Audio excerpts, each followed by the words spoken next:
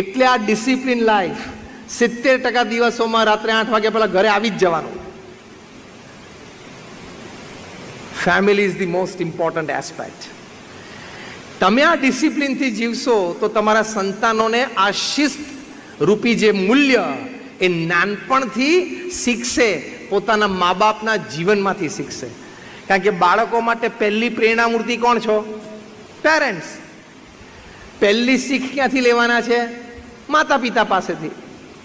Harvard યુનિવર્સિટીનો સર્વે છે કે બાળકો સૌથી પહેલા ગાળ બોલતા શીખે છે એના માતા પિતા પાસેથી, અને એમાં પણ એની માતા પાસેથી. The first curse words, Harvard University લખ્યું છે, the first curse words that the children learn is from their parents and especially from their mothers. કેટલું બોલવા ચાલવામાં વિવેક રાખવો પડશે ઘરમાં.